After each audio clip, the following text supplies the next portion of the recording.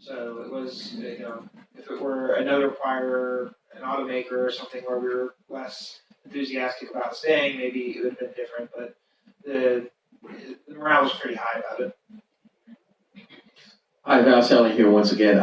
Two quick things. How do you, like, in terms of competition, right? In terms of all these different bike companies you mentioned, like, how do you sleep at night? Number one, and then the other is, I'm a kid from Brooklyn, and so what's it like for you to go into these other states like San Francisco and California, and like you said, be in a negotiating room with these individuals in the San Francisco Valley area? I mean, what is that like? Just go through the progression of things. Sure. Yeah, so there's definitely a bias out there toward people that worked at a handful of companies. So, the folks that worked for Facebook, Google, Apple, or went to Stanford or was somehow in that network. So there's a very strong network bias. And I don't really have any tips for overcoming it. Like we barely overcame it. And probably the only way to overcome it is just build a really good business that is sort of irrefutable. So yeah, I did find when you go in there, there's such an insular community, and if they don't know you, they judge what you're saying to probably be false. Whereas they maybe would believe the hype from someone within their network. Yes. Well, first, congratulations. And I was wondering, when you look at the buyer doing through that process, have you talked to the Chinese buyers and giving the market development there? A lot of them want to come to this market. And what's pros and cons? How do you roll out that buyer? Yeah, so in early 2017, I spent time with Mobike, is one of the early leaders in China, the one that sold for $2.7 billion. I spent time with their CEO. I met some folks at OFO as well. Ultimately, I didn't invest a lot of time in that path. I was frankly a little wary that it was going to be a fishing expedition, that they would take the opportunity to get a bunch of knowledge and then not consummate a deal. So I didn't invest heavily in that path. I did meet with them. I did consider it as if I didn't have other options at the table, I may have gone that direction. But I don't think they didn't need our manufacturing and engineering expertise, right? They can do it faster, better, cheaper, at a bigger scale. We're addressing that, but they certainly didn't need a 10 or 20 person team for that. So we were less valuable for that. It would just purely be market knowledge. And so yeah, we didn't invest a lot of time, but we did explore it. And just to get a sense of numbers, so I don't think the official numbers is public for the transaction. Some stuff was reported, and I think the number which we will comment upon was $200 million. In terms of team, can you give us a sense how many people were in the company, what kind of roles they were in, like between engineering, software, hardware, and operations, like people moving stuff around, all the roles? Yeah, so there's about 100 at the time of acquisition, of which there's about 30 or 35 engineers, 15 G&A, and then 50 kind of in-market city operations headcount. Again, that's just to give a sense of scale. I think there's one question here. Can you comment a little bit around your funding rounds, just the experience you had in that? Questions like, did some of your investors participate in multiple rounds? Did they stay in? Was that a good thing or a bad thing if they did or they didn't? Who the investors were over time? Did that matter? If you get a round from this investor or that investor, generally you get a follow-on round from somebody else, and just kind of what that overall experience was between rounds as you built it up. So all the exclusive people have to leave the room. Yes, I mean, the optics matter a lot in this snobby ecosystem. I will say that the round I was contemplating at the time that we accepted the acquisition would have been the type of round that would have set us up very, very well for limitless follow-on. from others. So it would have signaled the market. There is something about that they look at who you're taking capital from. Our early So you rounds. had like a tier one offer. Yeah. I mean, Very tier one. The tier one of the tier one. but before that, it's you scrap and scrape and raise whatever the hell you can from whoever you can. The coalition of the willing, as it were. So the first round we raised, first outside money came in August 2012. It was led by David Rose, who's the founder of the New York Angels. So it was filled out with him and I think 15 maybe angels. We did a next price round in 2014, and then in between those rounds, before and after those rounds, there were notes that were converting in or converting forward. So we did some notes bridging in between. So we did dumb deals just to stay alive. We sold 100 bikes to Australia. Like, definitely lost money on that. Like, in terms of certifications, overhead, logistics, like, it was not a good move. But it literally put $100,000 in the bank that gave us another 3 weeks of runway to get the next thing. So, just a series of horrible decisions just to stay alive. But yeah, so I don't know. If I do it over again, I think it'll be far easier having built an exited company. But the first one was a horrible one. That's a leading question. What would you do? What would you do if you did it again? I don't regret it. I feel like I made the best decision I could make with the information I had almost every time. Like, there's very few decisions that I regret or I can't contextualize.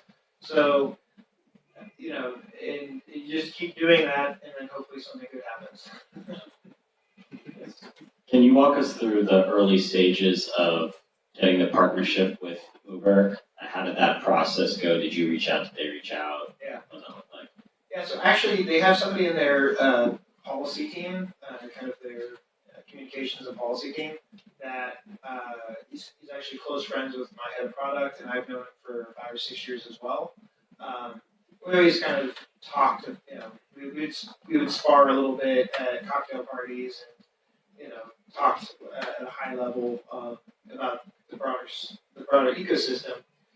He had heard from the Uber product team that they were starting to look at the bike space, and he said, "Hey, you should really talk to my friends Nick and Ryan. They're the best in the space." And so he set up a meeting with the product team and corp dev, or biz dev at that time, or both actually. And they took a ride. They had a conversation, and they loved the product from like the first minute. And I think one person actually said, "Fuck flying cars. This is the future."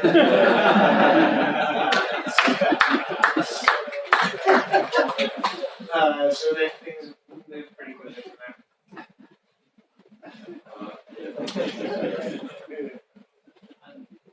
Can you go back to managing cash flows? And it seems that you took convertible loans to manage that.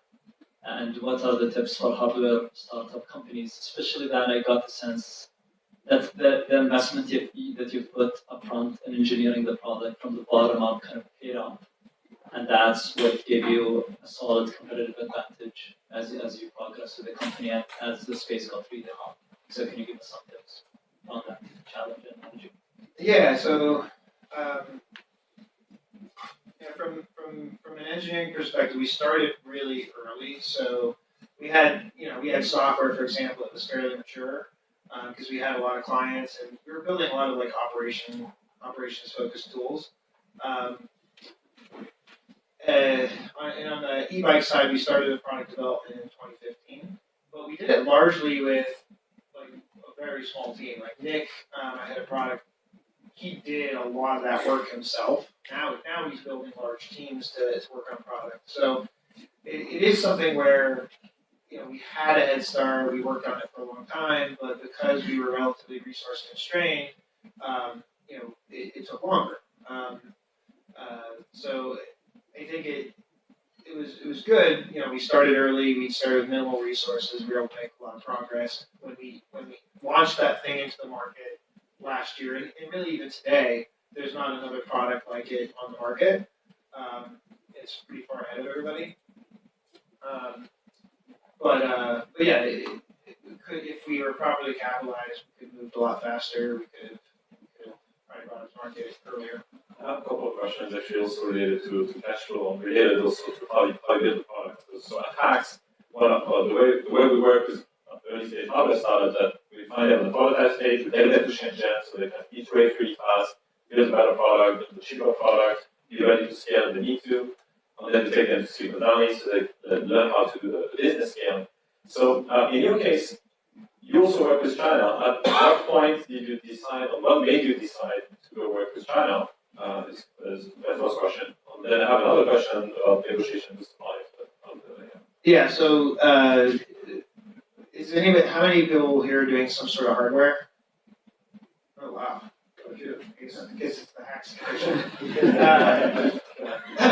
Yeah. So the Shenzhen ecosystem is just really, really, really strong. So both for bicycles, there's a lot of bike manufacturing and electronics. So it was the perfect place for us to build. It's really the only place in the world that could scale something like what we're doing. And so it's kind of a no-brainer. When was your first trip? Prototype 1? So the first bikes we made were in Taiwan. By 2013, early 2014, we were in Shenzhen. The other question is, you mentioned the key problem of cash flow. And a lot of it has to do with the contracts you have with, on one hand, the suppliers, on the other, the customers.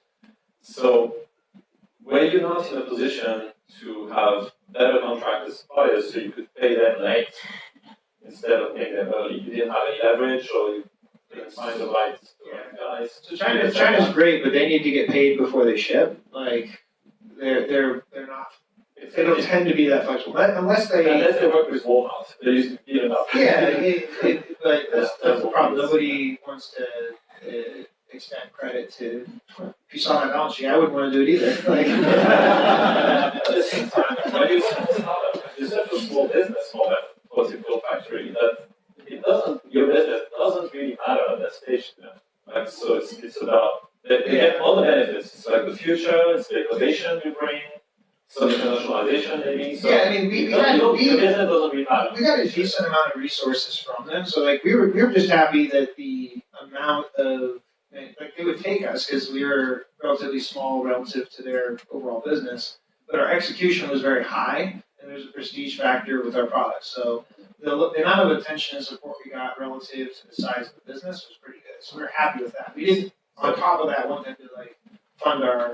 And I should say, our bike supplier on multiple occasions did extend us credit lines up to, I think we owed them up to $1 million at one point. So it's much cheaper capital than VC money.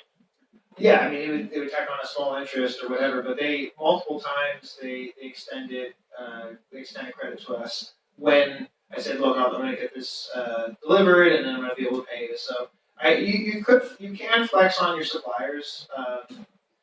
You don't have much leverage in the first place. Yeah, well, but you kind of get leverage because it's produced and they want to get it out of the factory. You're like, well, I can pay you when it gets to the customer, or you can just keep it in the factory and we're both screwed. One thing you said that's really quite key is that actually the most important is probably their attention. Because when you're small, they could really kick your order somewhere. Yeah, we certainly stress their patience on things. But now everybody's super happy because we're going to them with massive orders. So now they're calling me trying to keep the business. So I think we've already kind of covered a lot of ground there. We're all the time, so we're going to wrap up here. Thank you so much.